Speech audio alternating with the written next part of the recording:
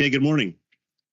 Today is April 1st, April Fool's Day. This is a regular meeting of the Kings County Board of Supervisors. Madam Clerk, please call the roll. Joe Nevs. Here. Richard Valley. Here. Doug Verboon. Here. Rusty Robinson. Here. Robert Thayer. Here. All five members are here today. We're ready to conduct business. At this time, would you please rise for invocation from Pastor Roger McCourt, Salvation Army. Morning, Roger. Good morning. Thank you for allowing me to pray for you this morning. Lord, thank you for granting us today. Thank you for the women and men who have gathered here to share their expertise, experience, and opinions. Please work around and through us all to help us grow our county into a better, stronger community where kindness and compassion thrive and everyone can live without fear. Make us a beacon that shines your light into our state, our nation, and our world. I ask these things through the name and authority of Jesus Christ, whom I serve. Amen. Amen. You follow me to salute our nation's flag. Ready? Salute. I pledge allegiance to the flag of the United States of America and to the republic for which it stands, one nation, under God, indivisible, with liberty and justice for all.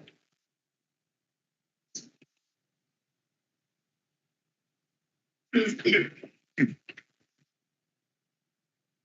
at this time, we'll go to unscheduled appearances.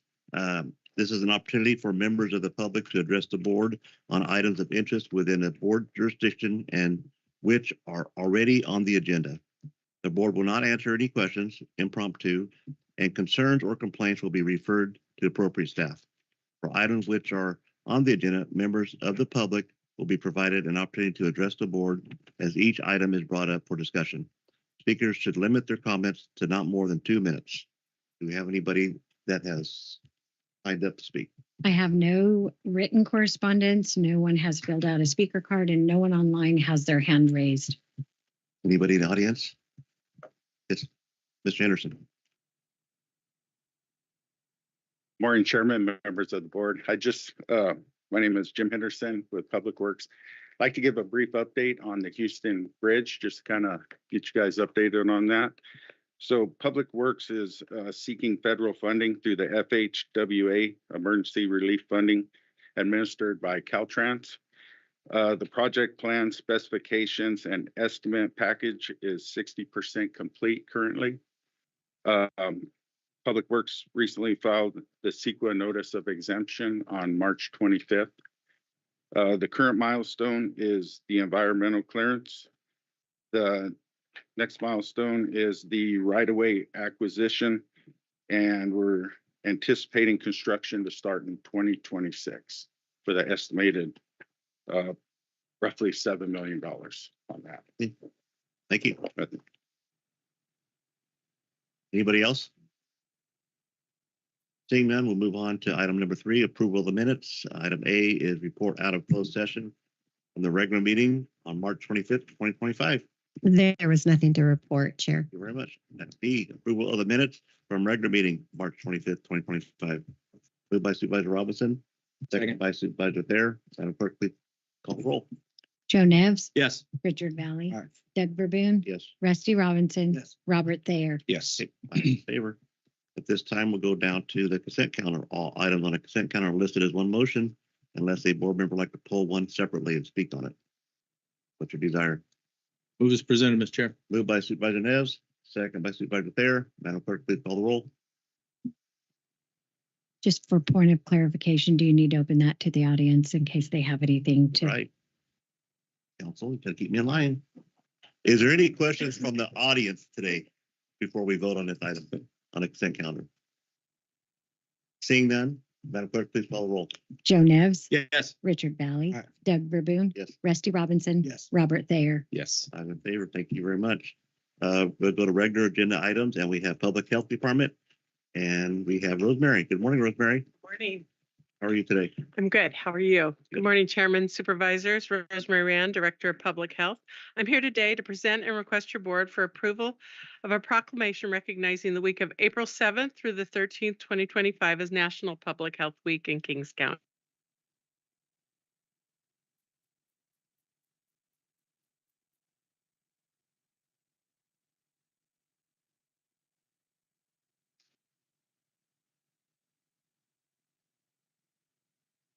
of National Public Health Week. And the theme this year is It Starts Here, underscoring the essential role of public health in the communities in Kings County. The week focuses on several core areas, including Your Health is Our Mission, championing resilience for health, optimizing health for all, amplifying voices for public health, and strengthening the public health workforce. The department has planned multiple social media posts that will go out daily to highlight these areas. In addition, as in the past few years, we'd like to recognize 3 employees who embody public health's vision to make Kings County a healthier place to live, work, and play.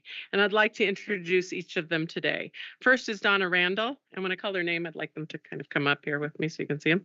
Donna is a medical assistant in the department's infection prevention clinics and has been with the department for over 20 years. Her co-workers write, Donna is a fantastic employee to work with. While I haven't had the chance to work closely with her, I've heard her interacting with both clients and coworkers, and her passion for serving the community is clear. She's always first to prepare for events, regardless of when they occur. Donna's enthusiasm is also reflected in her positive attitude, always contributing to a great work environment. I've never heard her complain. If anything negative is mentioned, she turns it into something positive. It's an honor to nominate and work with someone like Donna.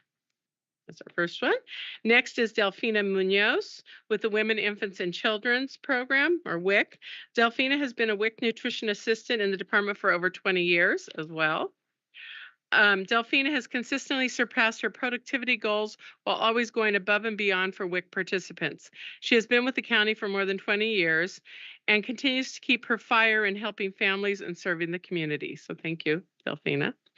And our third recognition is Liliana Stransky. Liliana is a supervising environmental health specialist in the department and has been with the department also over 20 years.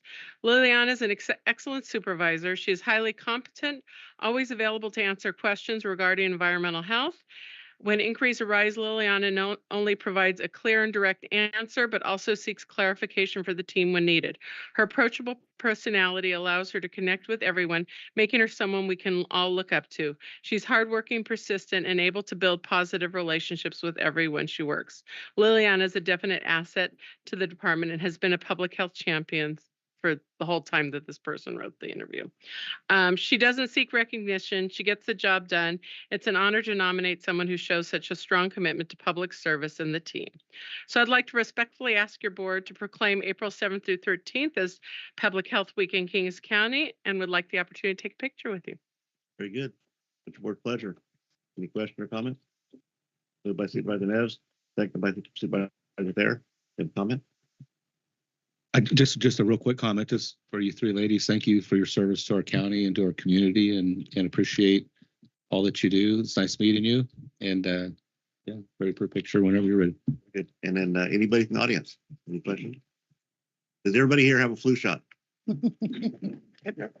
We have one hand. So you have how many needles you got? They keep shoving them. No. Yeah.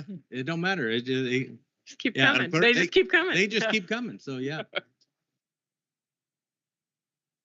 Every year's a But new now year. it's free. It's free today. And it's not too late because flu's still happening. All the It's a time. late And flu it's, yeah, season. it's the mean stuff. So if you got one in October, you should get another one right now. Some people, they do recommend if, especially if you're medically susceptible, we have recommended people. If you've not gotten one, we still recommend getting one. So. Monday's the time for the bottleneck flu. Good thing it's Tuesday. It's Tuesday and it's April Fool's Day. So. Okay, Madam Clerk, call the roll. Joe Nevs, Yes. Richard Valley, All right. Doug Verboon, Yes. Rusty Robinson, Yes. Robert Thayer. Yes. 5 in favor.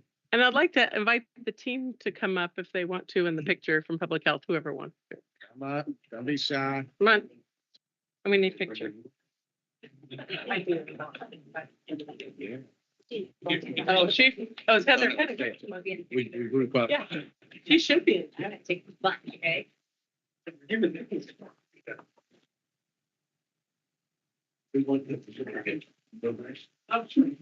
Heather, I want you in the picture too. Don't you think you should be in the picture? Oh, guys, you guys are like spread out. Yes, I got rid of the camera. A little bit more. You guys can double layer if you want. No, I'm just not gonna get you all sit on this. Okay, I think. Oh, we got that down to. Okay, I took it back. We're good. Thank you. Congratulations. Thank you. Keep those needles sharp. I know, I'm fine.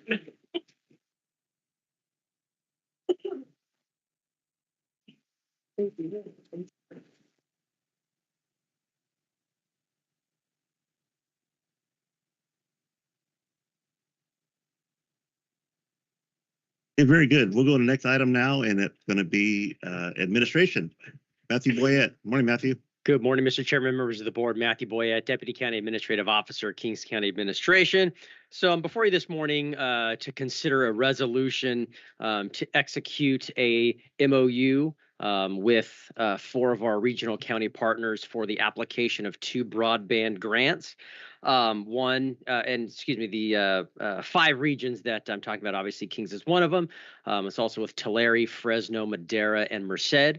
And the 2 broadband grants in which this MOU is referring to as far as the regionalized application approach is going to be for the BEAD grant, which stands for the Broadband Equity Access and Deployment, which is administered by CPUC, which, as I was before your board recently, had mentioned that is more of the larger infrastructure grant that would bring the hard infrastructure to the area to allow folks to access that, to have broadband.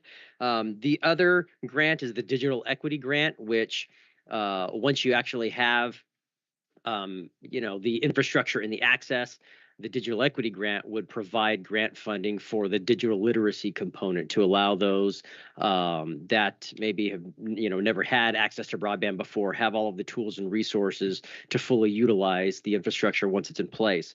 So our rural San Joaquin Valley, as I mentioned before, has experienced inequities in this space in recent years, and those of you that were at CSAC last year, and you guys still might also remember that there was a regional letter circulated to the CPUC on behalf of the region last year that outlined a lot of the concerns that the region had over the lack of investment in broadband infrastructure in our regional areas here in the San Joaquin Valley. So as I mentioned last time, reliable broadband activity is absolutely vital and crucial to thriving economies thriving communities and evolving economies, It provides necessary access and opportunities to various types of in-demand work and proper access to education, telehealth, attracts job growth in business industry, and also improves public safety. But this lack of investment in the because of this lack of investment in the region, it kind of began some discussions within our regional counties as to how can we ensure our seat at the table after being kind of left behind so many times by the CPUC and these broader, large infrastructure grants. So we kind of began to develop a strategy on how best to kind of regionalize our efforts. And so there are many benefits to regionalizing, particularly in facets such as this. And so efficient broadband, one important aspect of regionalization is it actually allows for the efficient broadband deployment from an internet service provider standpoint or an ISP standpoint. And since the ISPs don't operate within nice jurisdictional boundaries, right? Their infrastructure can cross jurisdictional areas, and so it just enhances their economies of scale. And in addition to that, the CPUC in this BEAD grant that they're rolling out for the infrastructure, they're not designating, okay, Kings County, you're allocated X amount, Fresno County, you're allocated X amount. It's just a large pot, and everybody applies accordingly. So again, it lends itself well to cross-jurisdictional projects and opens the door for regional strategies that foster public-private partnership. Also, as you 5 as elected members, you guys have all very important, strong, and powerful voices. So, your board times 4 more. Obviously more voices telling a similar story. As we've always heard, strength in numbers in many different facets. This is another one of those. So from a pure advocacy standpoint, from electeds such as yourselves and the other 4 boards of the other regional counties as well. Another key component to regionalization efforts is matching funds, which is a key component in the scoring rubric that the CPUC has outlined in how they're going to award this BEAD infrastructure money. So ISPs, or the internet service providers, they actually prefer projects that cross county lines because, again, it goes without saying, but it's more efficient for them to do so. Also allows economies of scale on their side as well. And so that will attract more interest and investment from the ISP perspective, which can also potentially reduce any required match from the counties if awarded any of this funding. So in addition to that, regionalized efforts can also help streamline the permitting process if and when this infrastructure does come to the region. So when you're dealing with permits across jurisdictions, since we're a regional effort, it could help aid in streamlining those processes. And lastly, important to note, regionalized efforts kind of leads to the counties and the local jurisdictions having more oversight and control over how the investments are administered in your regions that help meet your board's priorities as to broadband, access to broadband. So without regionalization, without board involvement, we're essentially at the mercy of the ISPs as to where they see broadband best fitting within their business model. And sometimes that doesn't necessarily always meet with your guys' priorities and meet the needs in our community. So ensuring our seat at the table and your board's voice at the table to ensure that your priorities are met in the development of these efforts. So lots of stuff going on with the CPUC right now with these two grants. They've just released their timelines to get all of this done. As you can imagine, they're not very friendly on their timelines. It's a lot of tight timelines and a lot of moving pieces. And so we, as the region was kind of discussing this, we were thinking, okay, well, how can we meet the CPUC's strict timelines and still ensure that we get this regional effort off the ground accordingly with proper agreements in place and outlining the responsibilities of each county accordingly. And so we kind of came up with this resolution that's before your board this morning that all of the other 4 counties are bringing forward as well to get pre-approval essentially to execute the regional MOU that outlines each county's responsibility to apply for and administer any of these broadband investment grants. And so just to give you kind of a quick rundown of what the CPUC brought down as far as their timelines go and kind of the framework we're working in to kind of try to make it all happen concurrently at the same time. So the CPUC released the pre-qualification timeline. That opened up March 25th and it closes April 24th.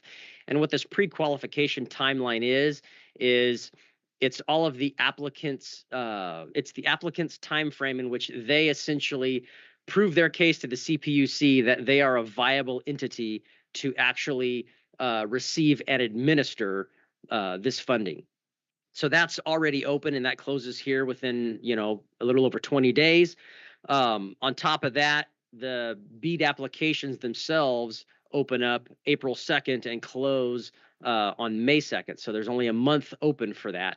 And all concurrently while this is happening, there's a RFP out, from the region soliciting projects from all of the ISPs, soliciting what projects that they would like to see spent on this BEAD money. And that was, and we do have Tone Consulting in the audience. I'm just kind of looking over to them and correct me if I'm wrong, but what we're soliciting from the ISPs is we had submitted all of the unserved and underserved areas based on the CPUC challenge maps as to where we're lacking in broadband infrastructure. And then we're kind of seeing essentially what the ISPs are going to come back with as to where they see, their projects landing. And so all of that is happening all at the same time within about a month's time. And so in order to have 5 different counties all come together, execute a regional MOU to formalize each party's responsibility, all while meeting all of these timelines. As you can imagine, if it's not done concurrently, it's going to be very difficult, if not impossible. So what we're doing this morning is bringing a resolution before you to get approval for the county administrative officer to execute the regional broadband MOU, but that is contingent upon appropriate council review and approval. So we're essentially kind of, working it similarly to how we've done some of our water agreements in the past, where we are a partner in the transfer of some water. Similar type of a situation where our county processes and the processes of 4 other county jurisdictions, working those agreements through the proper approval channels, don't always marry nicely with the deadlines that we're working with. So we come before your board for pre-approval of that, all contingent upon county council review and approval of those MOUs. So 2 of the counties have already gotten approval from their boards to do so, Madera and Merced. I'm before your board this morning for Kings's portion. Fresno is going before their board next week on the 8th. And Tulare, they already got approval from their board, so they're not taking the resolution before their board, so they no longer need it. The person that's in charge of their broadband activities over there, they had already gotten approval of their respective boards. So with that, the recommendation before your board is to adopt a resolution authorizing the county administrative officer to sign a memorandum of understanding between Kings, Tulare, Fresno, Madera, and Merced counties to facilitate regional applications for digital equity capacity and broadband equity access and excuse me, I'm going to start that over. That's a mouthful. Excuse me, the recommendation before your board this morning is to adopt a resolution authorizing the county administrative officer to sign a memorandum of understanding between Kings, Tulare, Fresno, Madera, and Merced counties to facilitate regional applications for digital equity capacity and broadband equity access and deployment grant funds contingent upon council review. And with that, that concludes my presentation. I'm happy to answer any questions you may have. And again, as I mentioned, we do have our broadband consultants, Tone Consulting, here in the audience. If there's a particular question you have for them or a particular question that I cannot answer, thank you. Thank you, Matthew. You can take a breath now. I know. That was a lot. 20 minutes. Any questions from the board? Hey, Mr. Chair, I do appreciate consultants being here, and maybe we just ask them, invite them to the podium if they got anything. Alex and Julie, you guys like to come say a few words? This was a lot of years in the work, and I know I met Ms. Tone here years ago, tell me I need to pay attention to it, and so. It only took you 4 years. No, it took about 8 years. Yeah. And it's important that we understand this process. It is convoluted. It does take a lot of moving parts to come together at this time, and we have to do it a short amount of time. So, right. Holmes? Yeah, thank you, Chairman Verboon and County Board of Supervisors. Thank you, Matthew and Kyria. I'm Julie Tone, CEO of Tone Consulting Group, and Alex Tone, President of Tone Consulting Group. And we thank you for the opportunity to be here today and to work in collaboration with the 5 counties to pursue the California Public Utility Commission's grants to build out high-speed broadband here and provide digital literacy training and devices where they're required and needed within Kings County. And just to share with you, and I know Matthew was talking about the amount of funding with the $1.8 billion in BEAD funding allocated to California. The San Joaquin Valley, just want to mention, also will be competing with major metropolitan regions like the Bay Area, Los Angeles, and San Diego. So this really well-coordinated regional approach will give the 5-county area a stronger position in this competitive funding process and maximize opportunity to bring broadband access to the communities here in Kings County and across the other 4 county regions that need it most. By working together, the region can ensure that no area is left behind in the push for high-speed broadband internet infrastructure. And we have done an incredible amount of work in preparing for this application process, and happy to share that we have applied for a number of BEAD mapping challenges to ensure that all the locations are correctly identified within Kings County that are unserved and underserved. And we're really excited to represent the 5 counties and put together a competitive proposal and application for both BEAD and the Digital Equity Capacity Grant. So thank you so much. We're very excited about this opportunity and appreciate your support. Oh, thank you. Thank you, Chair. No, I think that's great that you actually represent all 5 of the counties. But so let's say we do get a pot of resources here. The breakdown per county, can you talk about how that would be broken down fairly? Is it by population? Is it by need? Is it a check to the counties, or is it work and resources that would actually come to implement the plan? So the responses that come in from the RFP process will indicate which ISP providers will be participating with the 5-county region in terms of locations that have been predefined by the CPUC in terms of being unserved or underserved. And so once we have the responses to the RFP, that closes April 7th, then we'll have a better idea of how much in terms of proposal cost will be for Kings County, and then what specific locations will be built out to for high-speed broadband. In this BEAD grant process, their preference is fiber services, infrastructurally speaking, to specific locations, whether it be a household, a community anchor institution, or business location. So, Supervisor, that will be forthcoming as soon as the RFP closes and we have those answers. From the grant perspective, the grant allocation of funding will go to the 5 counties so that you can disperse those costs to the ISP providers for building out their high-speed broadband infrastructure.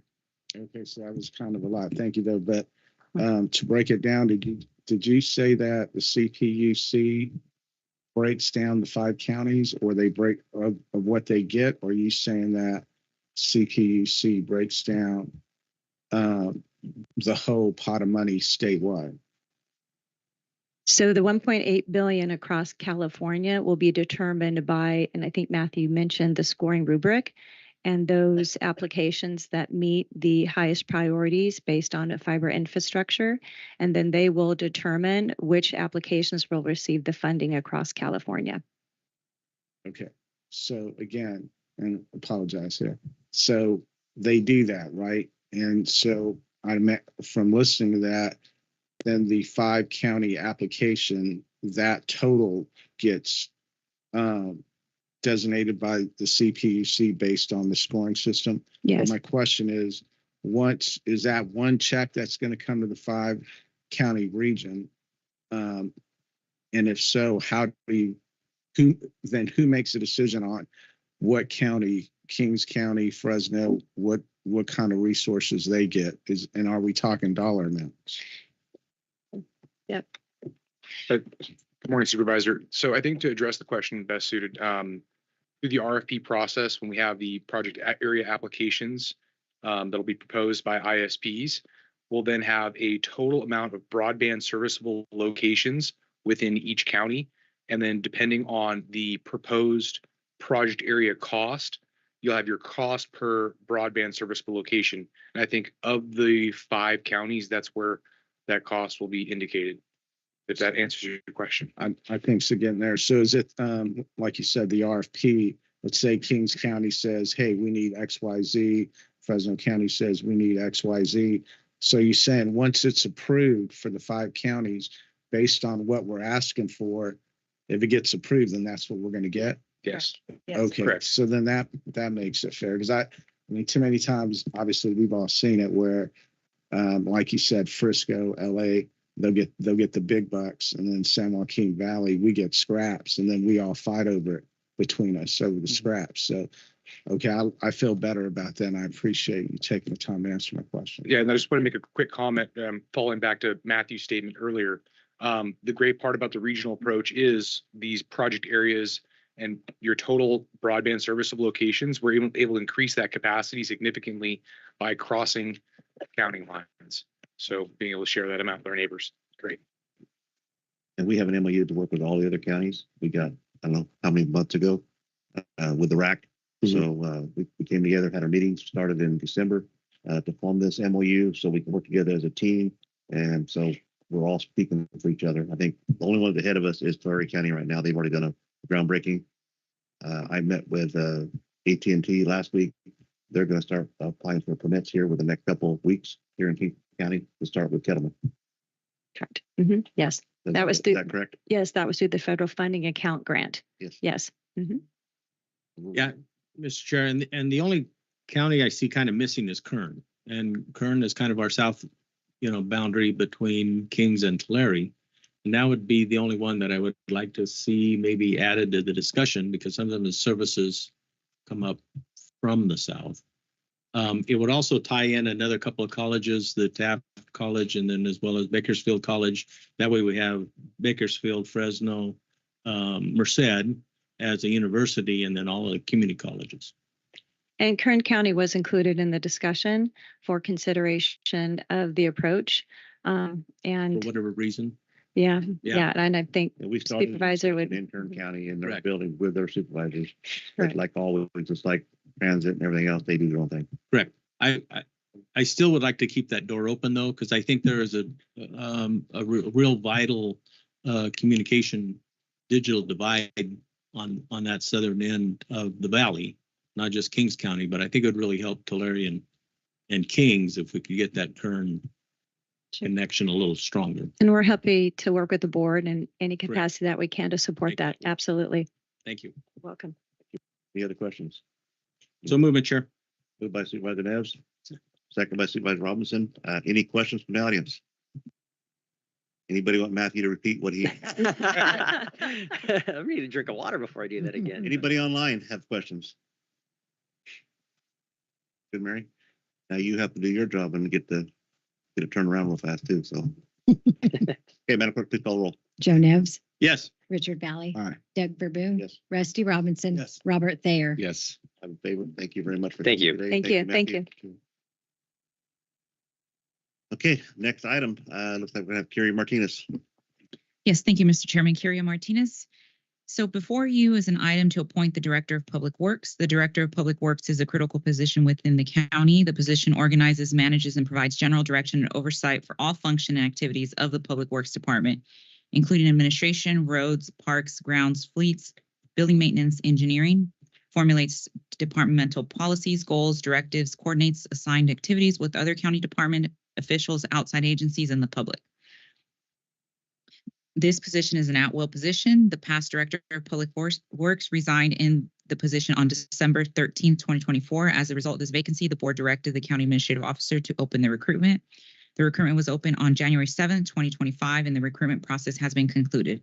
Upon completion of that recruitment, a conditional offer was extended to James Henderson, who accepted the offer contingent on completing various onboarding processes.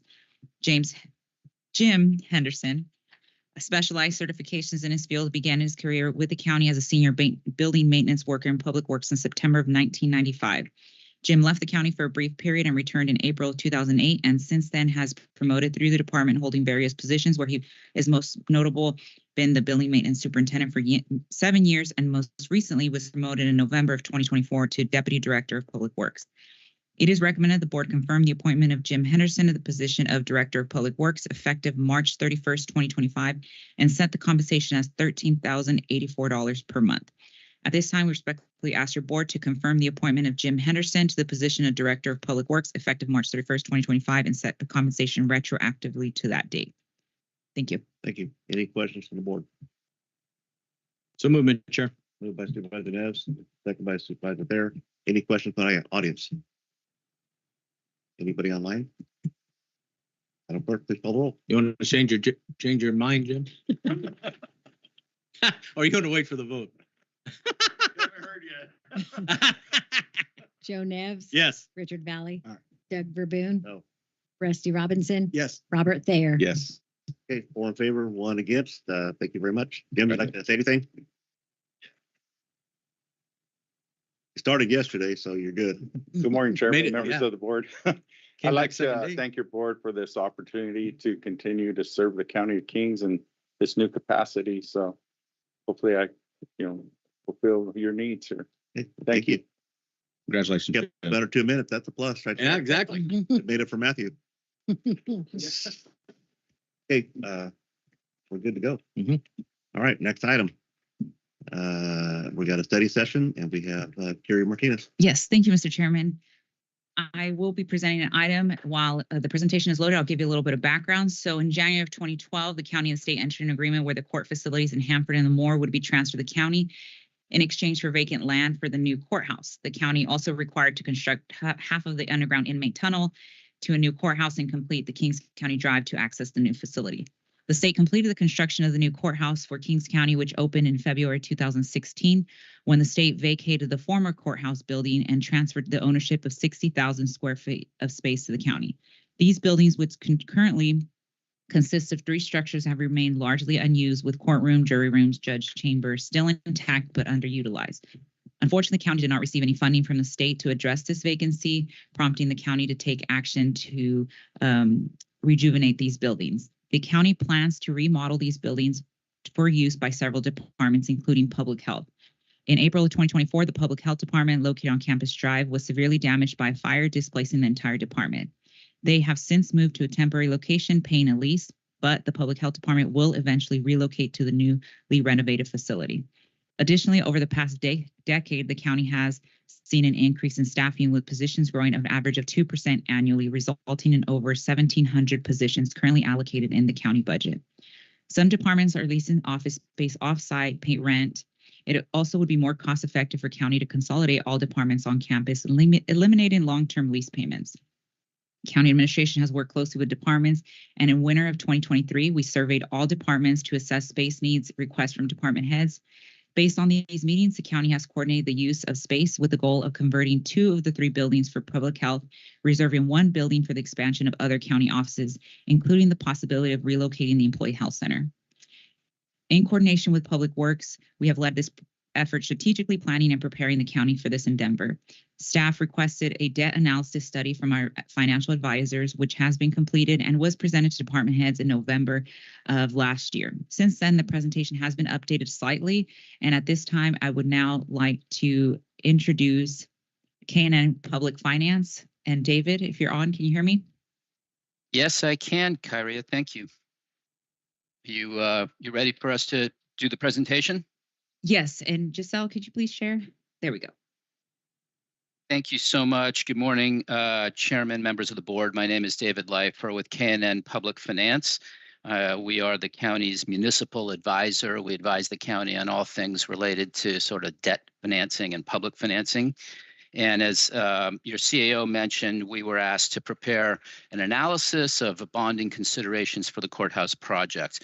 I have a presentation. I'm going to go through it somewhat quickly. I'll try not to talk quite as quickly as Matthew did on the broadband, but please don't hesitate to interrupt with questions as I go or at the end. And I'm joined also by my colleague, Bobby Chung. So if we can go to page 1. Just by way of background, again, our firm is the county's municipal advisor. We've served in that capacity since 2005, and our role is really to provide county decision makers with independent analysis, advice, expertise to help you make good decisions, prudent decisions when it comes to using debt. Which is, of course, a very precious resource. And by law, we have a fiduciary duty, so we, must put our clients' interests ahead of our own, and that's the role we play. And today, we can move on to the next slide. What I'm planning on doing today is just provide an overview of bonding, generally tax-exempt bonding, provide you with some pro forma debt service numbers for this, initial figure of $35 million for the courthouse project remodel, and then talk about debt affordability. And we've looked at some metrics to analyze the affordability of this project, and I'm going to share the results of that. Any questions at this point? Okay, I'm going to just jump right in here real briefly. Just what is a municipal bond? Just so that we're all on the same page. It's just a form of loan from some institutional lender to a local government agency. And the reasons, of course, that local governments, whether it's a city, a county, a state, a special district, the reasons that they use debt financing generally are to accelerate the delivery of a capital project. One could wait until you've accumulated all of the cash necessary to fund the project on the one hand, or use debt financing to accelerate the delivery. By using debt, one is able to spread the cost of that capital project, of course, over the useful life of the asset, and ensure that the costs are paid over time by those who are going to benefit from the project. So that's one reason why debt is often used. And another is that in certain cases, and maybe this is one of those environments, the cost of borrowing is actually lower than the construction inflation rate. And so therefore, or even interest earnings on cash reserves. So by borrowing, one might be able to avoid a higher cost of inflation down the road by locking in a construction cost today. And of course, we use municipal bonds for a variety of purposes, including capital improvement projects. Next slide. So one of the benefits that local governments have is that they can issue bonds on a tax-exempt basis. And when we say tax-exempt, what we mean is that the bondholders who are lending the local government money are not paying federal income tax, and in certain cases, they're not paying state income tax on the interest earnings that the municipality is paying to the lender. And as a result, the lender, the bondholder, will purchase the tax-exempt bond at a lower interest rate than they would a taxable bond. And a lower rate is beneficial to you, the borrower. So it allows municipalities to raise capital at lower costs as compared to corporate or private sector entities. And that's the real key to the real benefit that tax exemption affords. And as a result, because the federal treasury is losing money in this bargain, there are some hoops that need to be jumped through in order to qualify for tax-exempt bonding. And one of them is that the project is largely beneficial just for governmental purpose, not for private use. Another is that you have a reasonable expectation that you're going to spend the money within the 3 years from when you borrow it. So they don't want you to borrow money today and just sit on the money, and 10 years from now then spend the money. And meanwhile, you might be earning some arbitrage on that money, and that's not allowed. So those are a couple of the key requirements for tax-exempt bonding. And of course, there's a lot of concern about tax exemption right now, as there is really every time the budget, federal budget is discussed in Washington.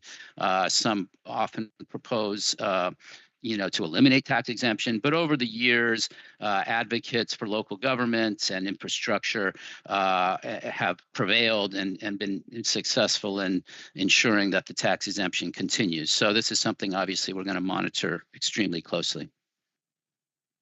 Next slide. And just to be clear, I mean, even if tax exemption were eliminated, if you as an issuer had borrowed and you at that point you've closed your financing, you've locked in tax exempt rates for the life of your deal. Any elimination of tax exemption would apply prospectively to future borrowings.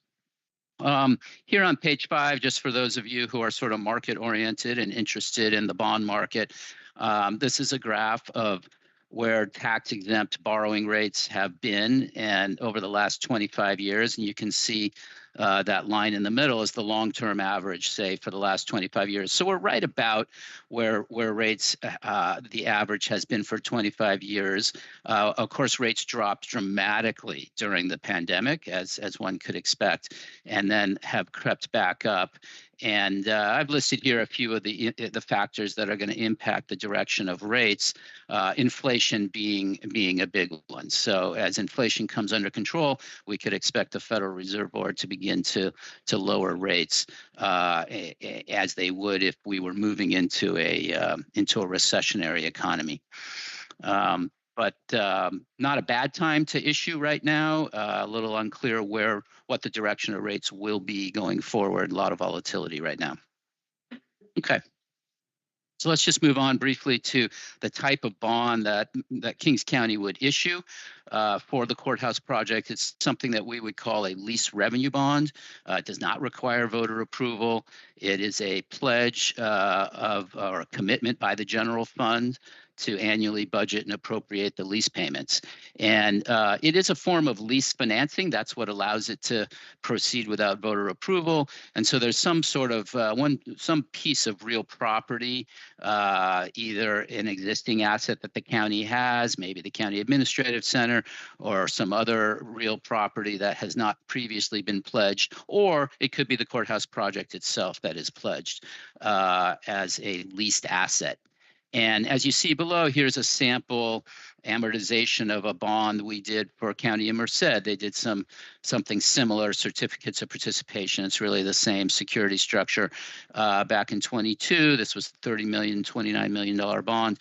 And you can see it's generally structured as level debt service, just like a home mortgage. You pay the same amount every year, but you're paying more interest up front, and over time you're paying off the principal more rapidly. So this is a very common amortization for a lease revenue bond.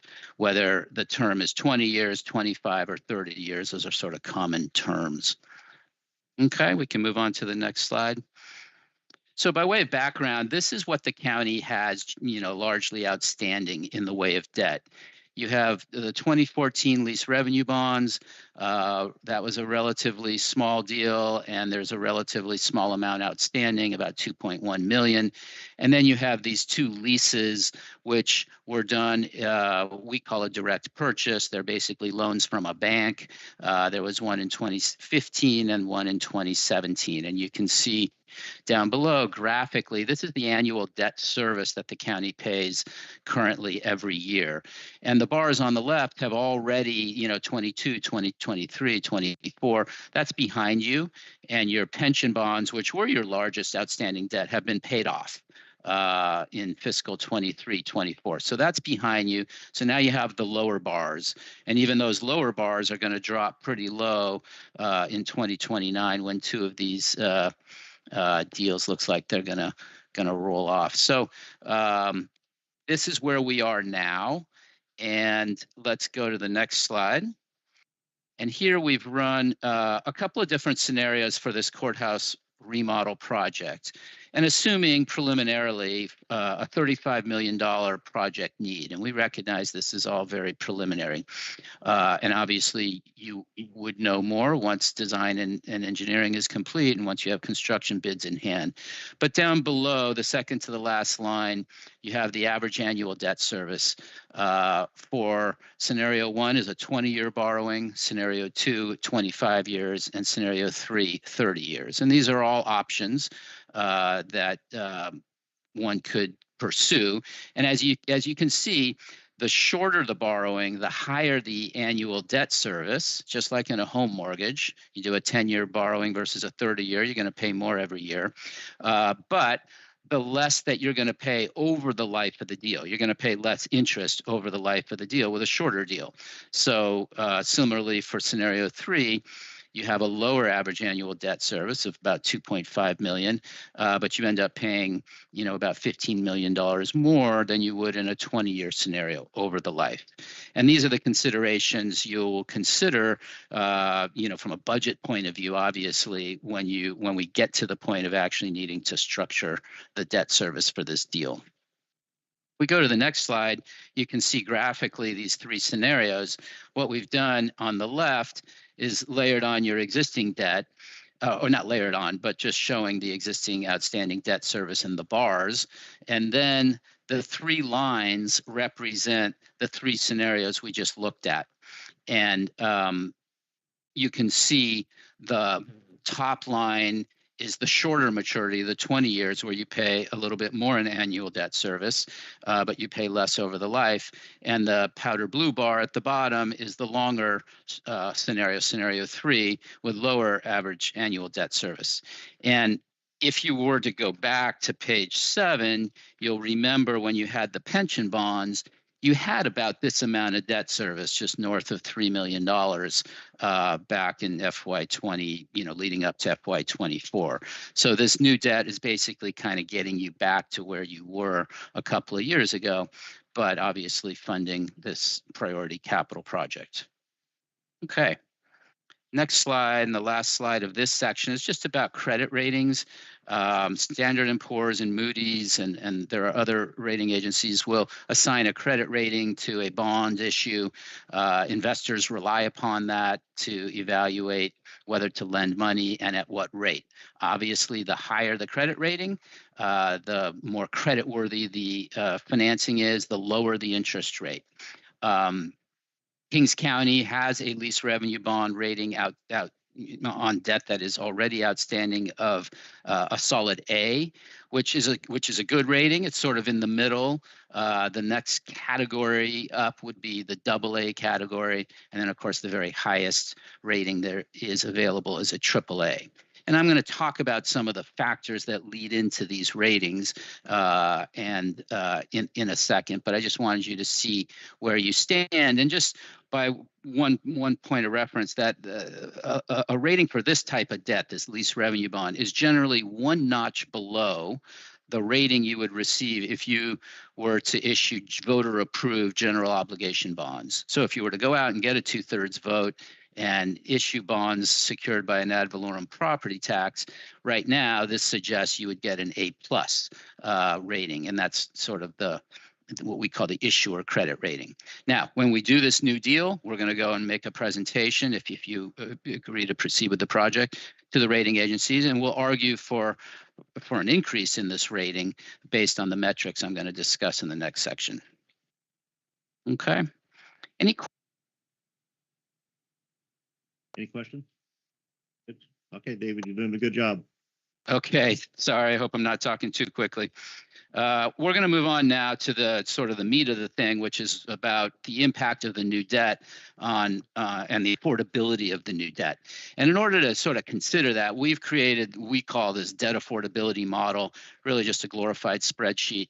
And what we do is we take all the inputs from your financial statements and try and derive various of the ratios that the rating agency uses analytically to look at your rating. And so we can use that model to then layer in hypothetical new debt and to see the impact that it has on these key metrics. And if we move on to the next slide, this is just sort of a picture. On the left, you see these sort of boxes on the left under individual credit profile. So this is the Standard & Poor's criteria. It was actually just updated in September after many, many years. And they have these 5, I call them baskets: economy, financial performance, reserves and liquidity management, and debt and liabilities. And that's really what goes into your rating. And they weight each of them equally. And this is new. Back before September, they weighted them on a differential basis, but now they've weighted each of these 5 equally. And for each of them, if you move on to the next slide, page 14, and you don't need to study this. I know there's a lot of numbers here, but in each of the columns are each of those buckets, the 20% buckets. And then within each bucket, there's various ratios that they calculate that contribute, that they score on a score of either 1 to 4, 1 to 5, 1 to 6, for whatever reason they have different scoring. And that helps inform a numerical score that they then weight that 20% against. And then at the end of the day, they combine all that and come up with a rating. Now, it's not perfectly scientific like this. The last bullet at the page suggests that after they do a lot of this analytics, they then have various qualitative adjustments. So they got a lot of wiggle room to make adjustments, but they give us something that's analytic to work with, and that's helpful, and we use that.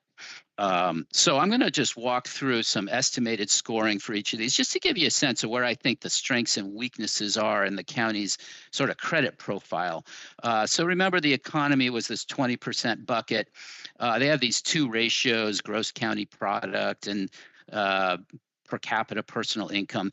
Anyway, the county is scoring sort of a 5 and a 6 on a scale of 6. And it doesn't mean that you have a weak economy at all. What it means is you have probably a less diverse economy in their view than some of the urban areas. And that's not a death knell by any means. And there's certain aspects. Our job will be to present the strengths of the economy, when we with staff meet with Standard & Poor's and try and provide context for all of this. But this is the strict numerical scoring that they use. And economically, you're not all that different than other Central Valley, counties. It's fairly consistent in the valley. We go to the next slide. Now we move on to something that you have a little more control over, right? Like the economy, counties in particular really don't have a lot of control over. You know, you do some economic development over time, but it's like moving an oil tanker. So financial performance is the next ratio. And this is really revenues minus expenditures divided by revenues. And it's a ratio. And all I want to highlight here is that they take a 3-year average, and your operating results for FY 23-24 are significantly improved versus your operating results for the 2 prior fiscal years. I don't know exactly what was happening then, but there probably was some structural imbalance in the budget. Maybe you were having to draw down reserves. It was the pandemic, not uncommon, but that's bearing out in the numbers. And so this number, this calculation is a 3-year average. And so if you are able to continue that, if 24-25 looks the same and 25-26 looks positive, then this scoring will improve. And so right now on a score of 1 to 4, you're in the 3 sort of bucket, because we calculated at just under -1%. And that's in their little range of 0 to -3%. So you're pretty close to that 0, which could get you a 2. And I think if you continue on the course that you're going, you're going to comfortably move into the 2. And I'd love to see that happen. And even before this bond deal, we'll see. Okay, so that's the second 20% bucket. The next 20% bucket is reserves and liquidity. Now, this is an interesting one. Liquidity is just sort of available cash. Most local governments score very highly on that. And then reserves, they use a slightly different reserve number than than your county staff probably does, and this is the case in most counties. They simply look at your general fund assigned and unassigned fund balance, which is very strong, and we calculate this at over 15%, puts you in a 1 bucket. I'm sure later, if you have time, Kyria could make a presentation on the money that you actually budget into your reserves, your general reserve and any other reserves, and it's probably going to be less. But reserves are important. They provide flexibility, especially when you're taking on debt, because debt is a fixed obligation. You got to make that debt service payment every year, regardless of revenues, regardless of other expenditures. And so having reserves is going to be really important. Okay, finally, I want to move on to debt. Debt and liabilities is 20% of the scoring. And they have these 3 ratios. One is sort of your annual debt service. One is your sort of debt per capita. And then now, for the first time, they're involving pension liabilities, your unfunded liabilities for pension and OPEB. And that's sort of 25% of this 20% scoring. So if we move on to the next slide, I know there's a lot of numbers here. Don't worry about it. But basically, you're scoring pretty strongly is the takeaway here. And the reason you're scoring pretty strongly, especially on the first 2, the debt service and the debt per capita, is because you just don't have a lot of debt, fortunately. The county really, it may feel like you do. It's not insignificant, but relative to other issuers, even in the Central Valley, it's fairly moderate, which is good. It's good, it's conservative and, preserving financial flexibility. So we scored your sort of current debt cost as a percentage of revenues around, in that 8 to 14%. We put it at 9.5%. That's our estimate based on your CACFR. And then debt per capita scores a 1, with 1 being the best or the strongest. And then your pension liability, again, you're sort of in the middle there, the way we scored it, scoring a 3. So sort of averaging a 2 for this overall debt and liability scoring, which we think is favorable. And so what we're going to do now is just look at what's the impact of this additional debt on this particular scoring, so that you can kind of get a sense of whether taking on this courthouse project would move at least the rating metrics significantly. So if we go to the next slide, this is just sort of a wrap up, a summary of all the statistics I showed you recently on the economy, financial performance, reserves, debt and liabilities. The other 20% bucket that we didn't score is management. That's something we'll work closely with your CAO and staff with, and your finance staff. They don't have specific ratios, so we couldn't score it sort of scientifically, but we know what they care about. They care about, doing trend analysis, mid-year budget updates, planning, like having a capital improvement plan, having a reserve policy, having a debt policy. So we're going to work with staff and make sure that you score as highly on that as possible. Okay, we're going to move on to the last section. Your patience is appreciated. So this is the impact of the new debt. And we've talked about this. Yeah, this next slide, again, a lot of numbers here, but we sort of talked about these are those two ratios in the 20% bucket of debt and liabilities. The first at the top in the blue is your annual debt service and liabilities as a percentage of revenues. And the second one was your net direct debt per capita. And I mentioned that in this top bucket, you're scoring a 2, and I've highlighted that. So that's where you are now. And then on the net debt per capita, you're scoring a 1. And that's sort of status quo before we look at any new debt. Now, if we move on to the next slide, and this is all right out of our debt affordability model, but I'm not going to kill your eyes with the model, the full model. Here, what we're showing is that we've added on the additional debt. We took scenario 1, the 20-year version of the $35 million bond, and we've added it in. And the debt service in this case kicks in 2029. We assume the debt is issued in 2026, but that we try to be conservative. We've capitalized interest. We've borrowed some interest for the first few years. Maybe this could move up to 2028 if we don't need so much capitalized interest. And so that puts you at a 2 out in 2029, assuming all of these other assumptions are accurate. And what you were before was a 1 in 2029. So you were a 2 in 2024, and then in 2028 it dropped down because you have some debt rolling off. And the net impact here of the new debt is that it kind of pushes you just back to a 2, kind of where you are status quo in a sense, which for adding another $35+ million of debt isn't bad.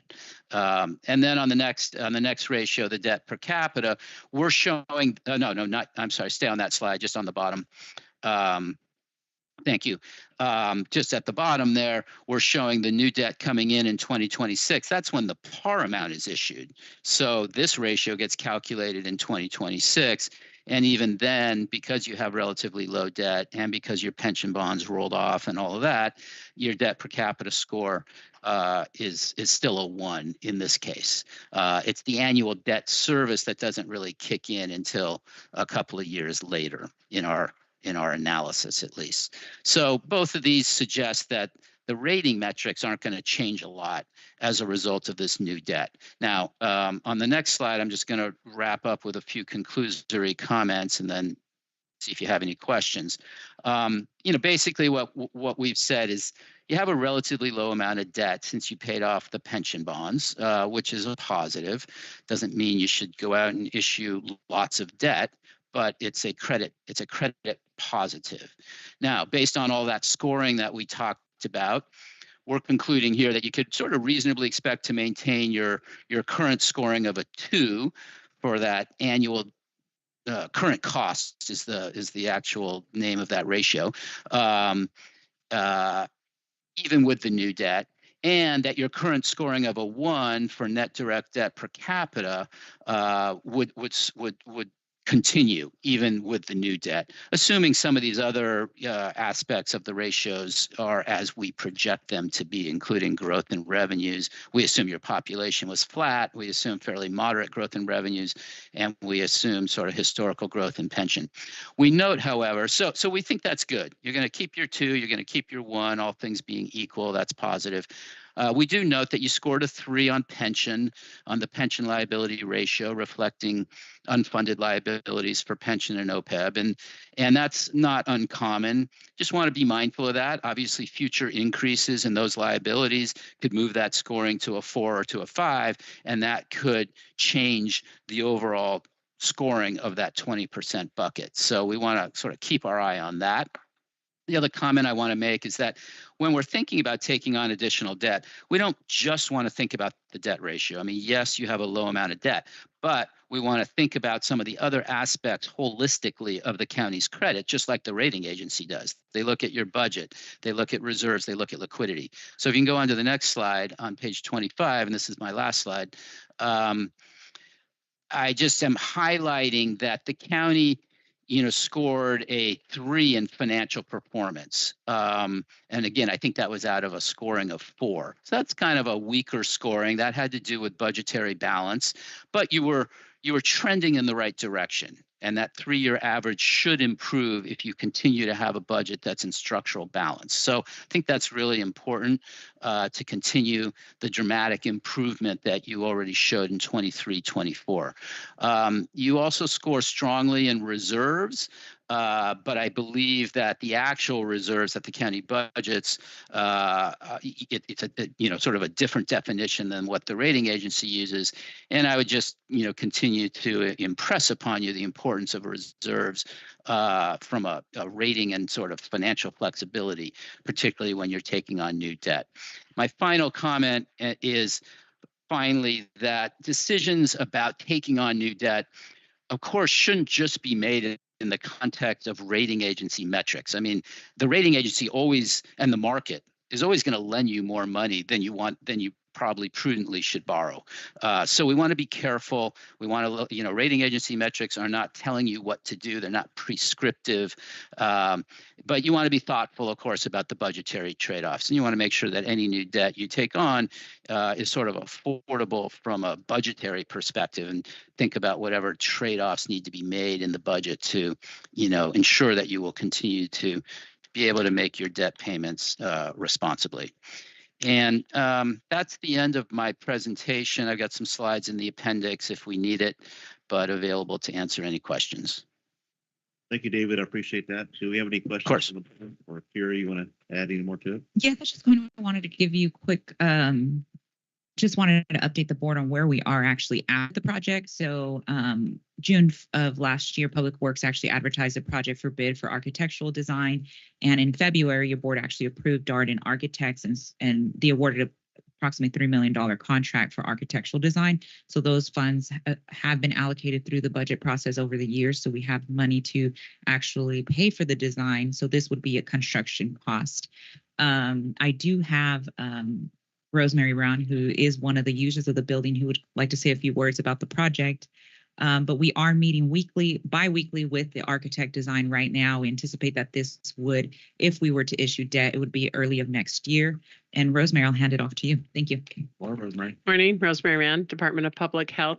As you know, the health department buildings across the street are not usable and actually have a lot of maintenance issues. So we're currently assumed the long-term lease over at 450 and 460 Kings County Drive. Those spaces are not ideal for the health department. It's small, it's crowded, it's noisy, but we're making it work. We had never had a lease as a health department, so now we're currently paying lease payments and looking at the total costs that each program are costing us by square footage costs. So we're getting a little more firmer with that. We do have some money in reserves in our health realignment, which we feel could help support the payment of this debt once we move in, and the rent, so to speak, or house payment, how I think of it. Right now we're paying a lease. We would transition it over to those costs. However, I just in full transparency, we don't know how realignment's going to change. It depends on the state budget, if there's going to be changes in how realignment will come down. Right now, we are trying to work at a savings in the department, our operational costs. So we have a little in reserves that has been unspent, but knowing that, we still need to be cautious is how I'm looking at it with our spending. And we know funding for public health is reducing. So we've been trying to keep staffing at a balance, but I just wanted to let you know, we do have some money in reserves. The original lease buyback wasn't a realistic option for us because we knew we would not have the money to pay the inflated payment. But with this, we feel like we could do a regular payment annually or month to month. Thank you. Thanks. Yes, Mr. Chairman, and the last to close is 100% what Rosemary said. We are fully aware that, public health would be paying a portion of the payment back.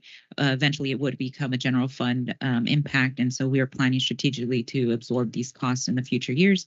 So that concludes my presentation. This is informational only, but again, if your board has any questions for David and myself, we're available to answer. Thank you. Thank you. Any questions from the board? Up there? Right there. Yeah, and I'm just, so I don't know what slide this is on. It's the amortization schedule. I think it was early on in the presentation. Is that 39 million, the total source? Is that what's the projected cost of the remodel is? It is 35. It was estimated to cost $35 million. Okay, so, okay, there it is. 35 million. Yeah, I can explain the capitalized interest if you're interested, because that's kind of a big number there on top of the 35. And the need for capitalized interest is driven by whether or not you have an existing asset that you can pledge during the construction so that you can make debt service payments right away. So the idea is you have to have beneficial use and occupancy of some leased asset. And if you're pledging an existing building, you have beneficial use and occupancy right away, and we don't need to capitalize any interest. However, if there are no assets that are not already liened, that are of adequate value and aren't too old, then you might need to pledge the project that you're actually constructing. And then therefore, during construction, you don't have beneficial use and occupancy. So we borrow an amount to pay the interest during that time. And that's what that capitalized interest is. And obviously we want to minimize it, but we put it here to be conservative in the event it's needed. Yeah, I guess. So, I mean, I'm looking my math on just the interest alone over looking just at the 20-year cycle is almost $21 million in interest payments alone. Am I calculating that right? Yeah, it's the difference between the 39 million and the 60 million in total debt service over the life. And then how much of that? I know this is just a study session, but then is there a projection on what that impact is to the general fund later? Well, the debt the number, the $3.1 million in that scenario 1 on slides 8, if you want to bring that back up, that's the annual debt service. So that's the cost to the general fund every year for the next 20 years. And no, I'm sorry, slide 8.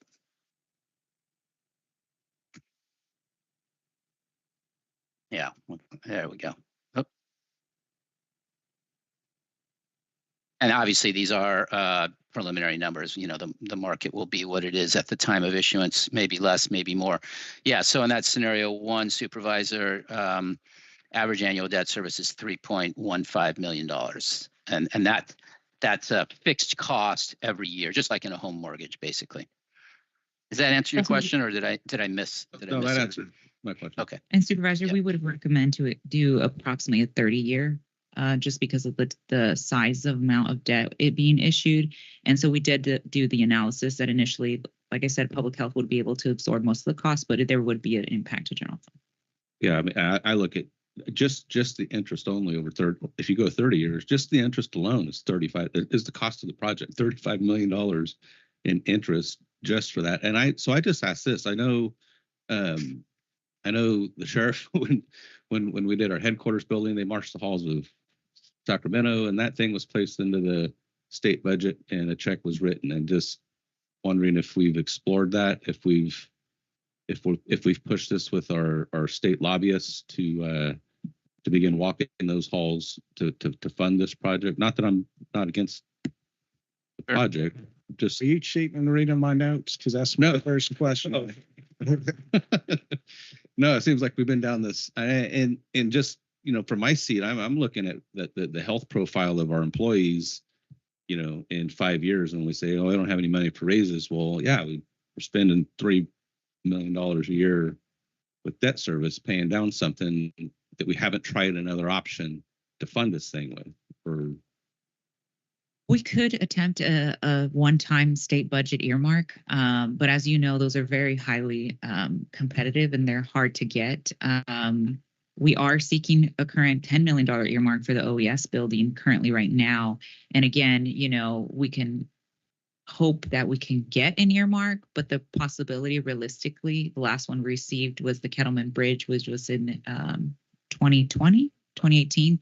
And then before that was prior was the sheriff's ops building. So again, you know, hoping that we get these one-time dollars is, you know, it doesn't help our situation right now. We have employees who are literally 3 in one office. You know, they don't have the space, they don't have, you know, the needs, and we aren't getting any smaller in staffing. You know, like I said, we're growing an average of 2%. So long term, this would help, you know, employees actually have additional office space. But definitely we have considered getting an earmark should we want to get one in the future to pay down our debt. You know, that's also an option that we can explore as well. That's all I had. Supervisor Robinson. So if in fact public health were to struggle with adjustments, have we explored other opportunities with other departments that possibly could have payment outside of this one? Yes, there are some departments that we are discussing with that have state dollars that could pay offset some of the lease cost. Again, it's desired not to use that department, but there is an option. Yes. Pleasure Valley. Yeah, thank you, Mr. Chair. Going back to reiterate what Seat there was talking about, that's one of my main concerns. We're going back to the sheriff. You know, obviously he had a vision for that building. He needed the new space, the new offices, and so his name was on that, and we knew that it was his vision. So, I mean, whose vision is it? Is it the CAO's vision? Is it our health director's vision? Who's putting their name on this? Who's the lead? Is it certain supervisors up here? That I need to know that. It's me. It's 100% a we need to expand the county facility. Okay, and obviously I'm here to support your vision, but there's a balance there though too, right? And the balance for me, and I would hope any board member up here is the balance also of as we move, and we have in at least the last 16 years I've sat here, we've beautified this campus in many ways. CAO Larry Spikes put a lot of money into this campus. We did curb gutter sidewalk. We did all these beautifications to the campus when at the same time, you still have Kettleman City lacking curb gutter and sidewalk. You have the Armonas, you have the Stratfords of our county that can use the resources there. So, and I know we've talked about looking at scenarios for taking on debt service to do the whole Kettleman City project. And so, but I'm going to put a pin in that and come back to that later. But the point that I'm trying to make is, yes, as we have a leader on this, then I would also want to see that work in Sacramento. And I'm saying Sacramento on this because these were state courthouses, right? Not federal. And so then state leaves these here. I would assume, I would hope that we could do the work to get up to the Capitol with our lobbyists to get a check for here. And I believe the money that we got for the Kettleman Bridge was 2022. Assemblymember Salas's last day in the legislature. And so again, as I was there and we came home with that check, it is a lot of work, and the sheriff can talk about it. Many people can talk about it for the things we want. It is a lot of trips to Sacramento, and it is a lot of getting a lot of no's and doors closed on you to sit back, strategize at the end of the night, and figure out another way to go at it the next day, right? But that's also a lot of weight that was carried by our lobbyists. And so, again, as we're talking about the monies you brought up, what the board prioritized with OES, I go back to the same point. It's still not a lot of money at the end of the day when you look at what other counties and jurisdictions are bringing home out of the state budget. And we need to be there and we need to be active in those hallways to bring home some monies for this. Okay, so I think between me and Sue Robinson that point is made, and if our lobbyist is listening, I would hope that they would get here in these chambers, because I haven't seen them since the day they got the vote, and had zero communication with them since they got the vote to be our lobbyist. I would like to see them come here and strategize as well and work with our department heads to get up there and start looking at some money for this. So boom, I'm gonna put that down. I'm gonna go back to Kettleman. To support going for debt service, this doesn't seem like it's going to be easy, but I would also want information today. Is it strategic? Is it financially and fiscally smarter? Well, not smarter, but better to put the Kettleman money in this debt service as well, versus the board approving this when the time comes, if the board did, and then having to come back later and saying, well, we need another 7 to 8 million to finally finish the Kettleman curb gutter and sidewalk, or any other scenarios that the Armonas and the Stratfords might have for improvement there. I think that taking on debt service to balance out again the beautification, and that's what I'm gonna label it, the beautification of the campus of the Kings County Government Center, while at the same time, our responsibility is to beautify our most underserved, most rural communities in the county of Kings. So do you have something you can speak to that right now as far as a scenario of including some of those projects and going after this on a one-time versus coming back again? So yes, and I think David can actually speak on this, because there was kind of a conversation at one point that, there was discussion about, do we issue a debt on our on the Houston Bridge project, to get that kind of undergo. And yes, it would, issuing it at once is better than, twice. But again, that would take a consensus from the board on the priorities, because like you said yourself, your priorities are Kettleman. Some other supervisors have the Houston Bridge on their radar. So it's a lot of different priorities from the various board members. So there is, having a maybe strategic, like David said, a capital plan improvement. So where the board votes on it unanimously and their support. So there we can start knocking out these capital projects one by one. And David, do you want to talk a little bit about the issuing debt twice, then once? Yeah, no, good question, Supervisor, and thank you for the opportunity to answer.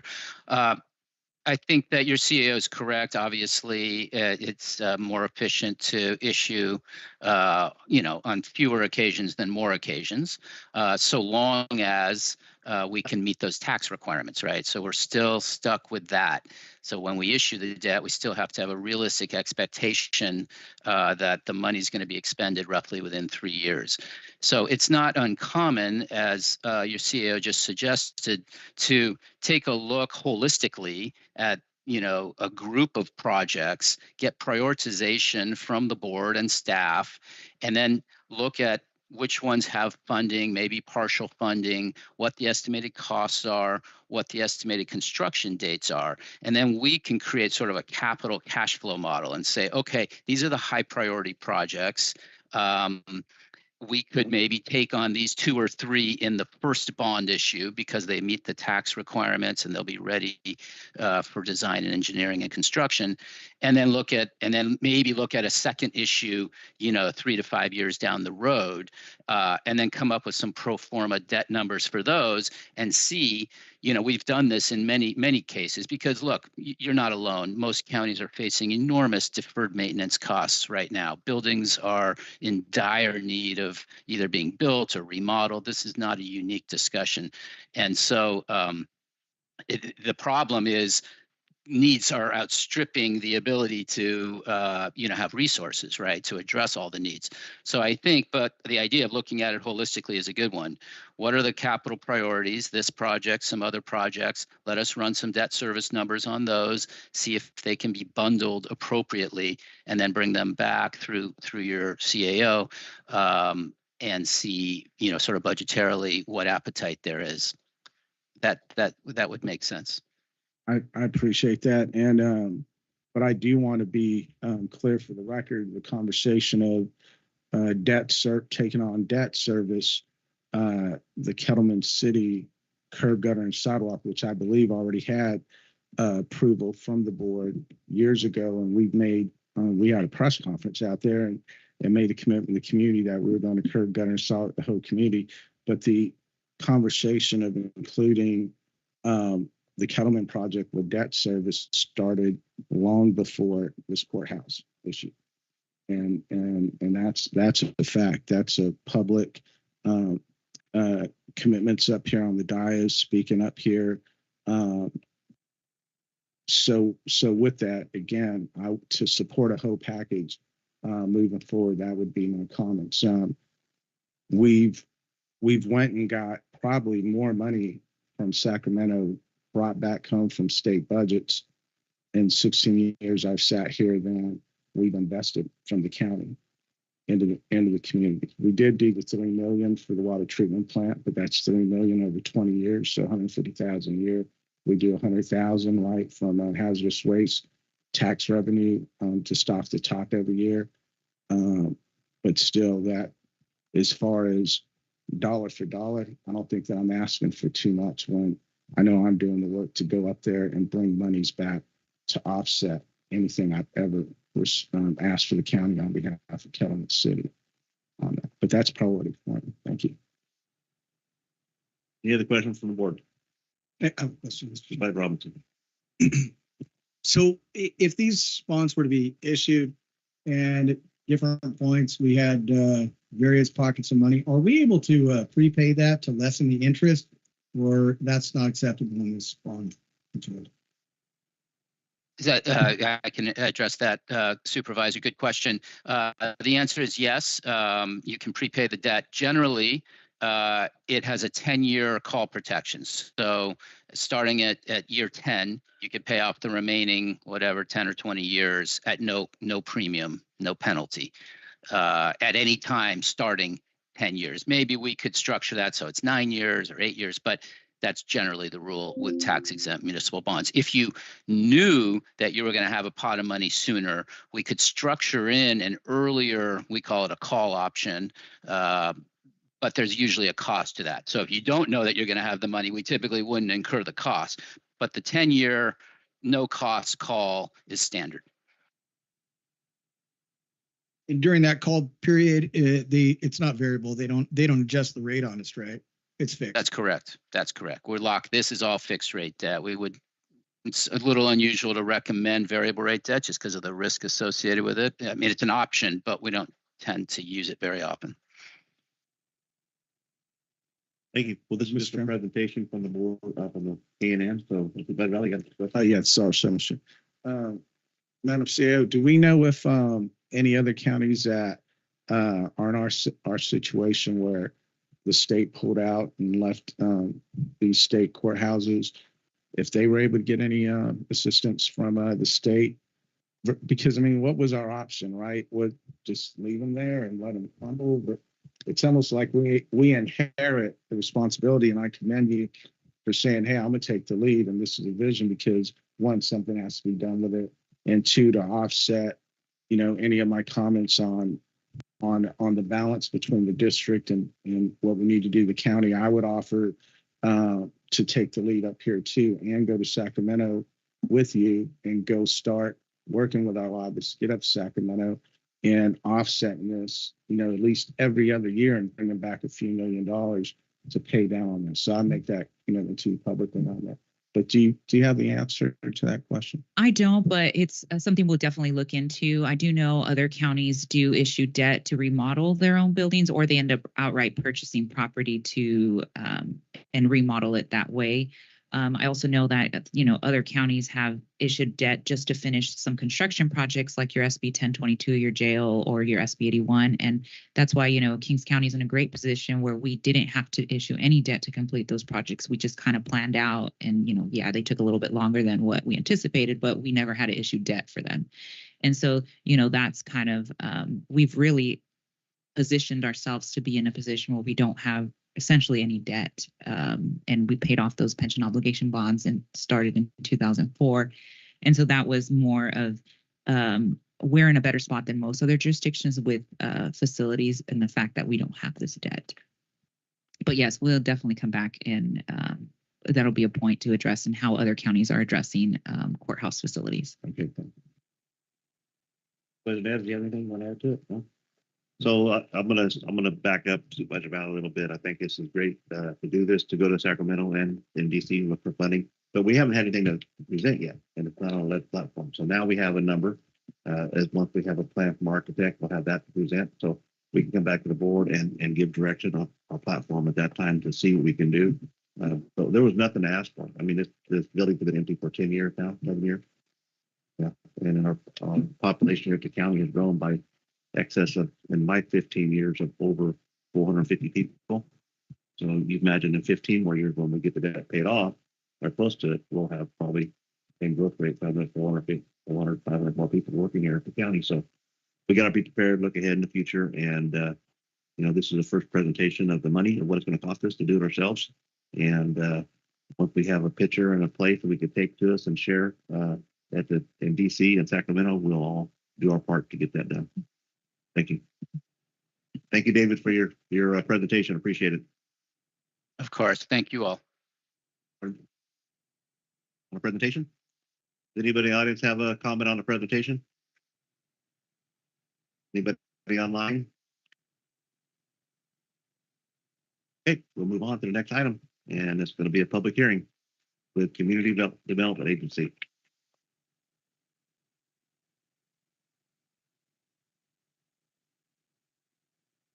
Tina. Hi, good morning, Chairman and Supervisors. My name is Yesenia Karufa. I'm a planner with the Community Development Agency. This morning, I bring before you a land conservation Williamson Act contract modification in relation to lot line adjustment number 24-01. Lot line adjustment 2401 will adjust the boundaries between two existing parcels, one that is under a Williamson Act contract and one that is not. A condition of approval for lot line adjustment 2401 is a contract modification by partially rescinding contract number 304 and simultaneously entering into a new contract number 2101 with the board's approval. The current contract is for 97.35 acres, and the new contract will also be for 97.35 acres. There's no net decrease in the amount of acreage restricted. The subject property will remain in agricultural use. This lot line adjustment was approved by the Kings County Community Development Agency on July 31st, 2024, subject to the modification to the Williamson Act contract. Staff recommendations are as follows. Number one, conduct a public hearing on the partial rescission of a land conservation Williamson Act contract and simultaneously enter into a new land conservation Williamson Act contract in relation to lot line adjustment 24-01. Number two, find that the partial rescission of a land conservation Williamson Act contract and simultaneously entering into a new land conservation Williamson Act contract is categorically exempt from environmental review pursuant to the California Environmental Quality Act guidelines. And number three, adopt the resolution to partially rescind land conservation Williamson Act contract number 304 and simultaneously enter a new land conservation Williamson Act contract number 2101. And that concludes my presentation unless there's any questions. Thank you. Any questions from the board before we go public? Any questions from the audience? Seeing none, at this time we'll open it up for public hearing. I have received no written correspondence, no speaker cards, and no one online has their hand raised. Do we have any comments from the public or the board at this time for a public hearing? Anybody online? No hand raised? Don't see any. Go ahead and close the public hearing and bring it back to the board for a vote. Moved by Supervisor Neves, second by Supervisor Thayer. Madam Clerk, please call the roll. Joe Neves. Yes. Richard Valley. Aye. Doug Verboon. Yes. Rusty Robinson. Robert Thayer. Yes. I'm in favor. Thank very you. much. Appreciate your work. This time we're going to go to board member announcement and report, and we'll start with Supervisor Neves. Thank you, Chair. Got back to announcing Lemoore High varsity softball program. That season will go now till May. The CART meeting that was held on the 26th, the board closed the unmet transit needs, and so all of that testimony has been received. It'll be followed up in a report in about 60 days or so. Also authorized the executive director to apply for funds for the transit center. The board considered an extension of the construction of the transit center that we are tentatively set for a dedication in December of 25, either the first or second week, hopefully. Also awarded the purchase of two new 35 feet CNG buses at a price of about $1.6 million. And that is to replace those units that are part of the fleet now. Unfortunately, with everything going on in the world, the delivery of the buses won't happen until the third quarter of 26. So we're going to have to keep plugging away with the existing staff. We also had a presentation from the Office of Emergency Services about creating an advisory council to work with emergency staff, and that idea is going to continue to be talked about in the next few months as we work with Angie and Abraham and work out some of that, some of the logistics. The Kings County Association of Governments also had a meeting on the 26th with the board discussing the 2025-26 Transportation Development Act funding. We also talked about the 2024-2025 overall work program and did an amendment to bring those more in alignment. The compliance audits from the city of Lemoore were also received, as well as the commission discussed the area-wide planning review of improvements to the Hanford Airport, part of their fueling system. Kathy and I, as well as Robert, attended the Community Connect event that was held at Koinonia Christian Fellowship on Thursday. The high schools of Kings County shared some of the vocational training programs and offered to students and had some presentations, and it was a very good day. The Lemoore FFA boosters held their dinner at Stratford Hall on Saturday and as well attended. Sons of Italy had a drive-through spaghetti sauce and meatball fundraiser on Sunday, and that was kind of fun to do.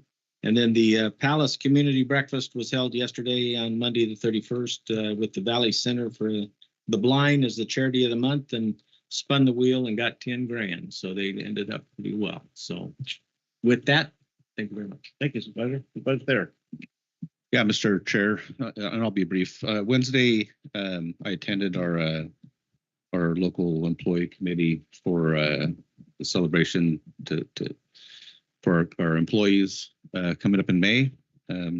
Just a shout out to that committee, super great employees that we have working here that have wonderful ideas and are working hard to make that a successful event.